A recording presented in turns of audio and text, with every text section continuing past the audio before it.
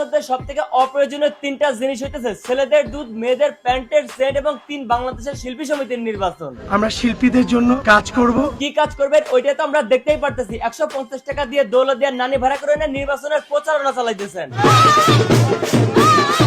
পৃথিবীর মধ্যে অষ্টম আশ্চর্য হইতেছে এই শিল্পী সমিতির নির্বাচন, যেটার সেক্রেটারি এবং প্রেসিডেন্ট নিজেই জানেন না যে তাদের আসলে কাজটা কি। এটি একটি বাস্তবতা। তাদের কাজ শুধু একটাই, শিল্পী সমিতির নির্বাচনের নামে 2 বছর পর পর হুট করে এসে অশ্লীলতা ছড়ানো।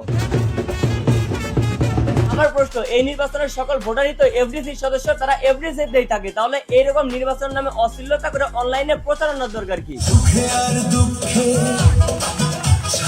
টাকা হয়তো মিডিয়া ইন্ডাস্ট্রির ক্যামেরার পেছনের লোক, জীবন ভরে চোখের সামনে নায়ক নায়িকাদের রঙ্গলীলা দেখেই গেছে, জীবন আর কোনোদিন নায়িকার হাত ছুঁয়েও দেখতে পারেনি। তাই এবার বাংলাদেশ শিল্পী সমিতির নির্বাচনের ওসিলায় যদি একটু নায়িকার হাত ধরে টানাটানি করা যায়। কিন্তু কাকার মাথায় যে টুপি রয়েছে ওইটা হয়তো খুলতে ভুলে গেছে। গত বাংলাদেশ শিল্পী সমিতির নির্বাচনের কথা আপনাদের মনে আছে? মনে আছে আমার সব। নির্বাচনের রেজাল্ট পাওয়ার পরে নায়িকা নিপুণ এবং নায়ক জাহিদ খানের মধ্যে যে গ্যাঞ্জামের সৃষ্টি হয়েছিল সেটা কিন্তু ঘটেছিল প্রায় 2 বছর যাবত। এইবার তাহলে আপনাদের কাছে আমার প্রশ্ন থাকলো, এই নির্বাচিত সেক্রেটারি এবং প্রেসিডেন্টের কাজটা কি? চলচ্চিত্র শিল্পী সমিতির এমন কিছু 2 বছর করে যেতে পারি যেটা হয়তো নতুনত্ব কিছু আমাদের। গত কয়েক দশক ধরে যতগুলো নির্বাচিত প্রেসিডেন্ট সেক্রেটারি আমরা পেয়েছি তাদের মুখের বলেই একটাই ছিল যে শিল্পীদের জন্য নতুন কিছু করব। আদা পড়া হিগাও তুমি। কিন্তু আজ পর্যন্ত কোনো নির্বাচিত প্রেসিডেন্ট সেক্রেটারি নতুন কিছু করে ফিরতে পারে নাই, আপনারাও পারবেন না। অবশ্য আপনারা একদিক থেকে নতুন কিছু করতেছেন, ওই যে হিজড়া ভাড়া করে এনে নির্বাচনের প্রচারণা চালাচ্ছেন, এটা তো নতুন কিছুই। এটা নাকি বাংলাদেশ চলচ্চিত্র শিল্পী সমিতির মেম্বার, আর এর বোর্ডে নাকি সাধারণ সম্পাদক এবং সভাপতি নির্বাচিত হয়। এই যদি হয় বাংলাদেশ চলচ্চিত্র শিল্পী সমিতির সাধারণ সম্পাদক পদপ্রার্থীর অবস্থা, তাহলে এর ভোটারদের অবস্থা কি হবে?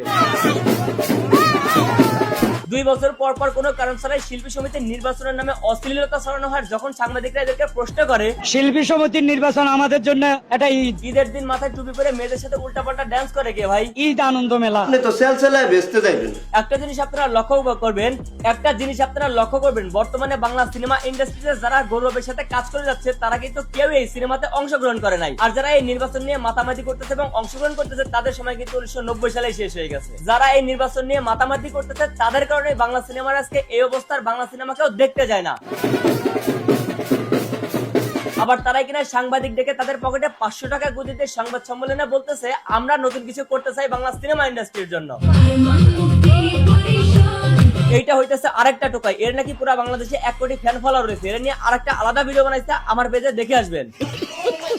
পরিশেষে আমি বাংলাদেশ চলচ্চিত্র শিল্পী সমিতি নিয়ে 2টা সত্য কথা বলে দিতে চাই। প্রথমটা হইতেছে এরা নির্বাচনের নামে সরকারের কাছ থেকে টাকা নিয়ে এসে নিজেদের পকেটে ভরে। সঠিক বলেছেন। আর দ্বিতীয় কাজ হইতেছে নতুন নতুন মেয়েদেরকে নায়িকা বানানোর লোভ দেখিয়ে নেতাদের বিছনায় শুইয়ে দেবে। আমার মতে এটাই হইতেছে বাংলাদেশ চলচ্চিত্র শিল্পী সমিতির একমাত্র কাজ। সঠিক বলেছেন। তো আজকে এই সঠিক কথা পর্যন্ত। ভিডিও কেমন লাগলো কমেন্ট করেন, ভালো লাগলে লাইক করেন, পেজ ফলো করেন, ইউটিউব সাবস্ক্রাইব করেন।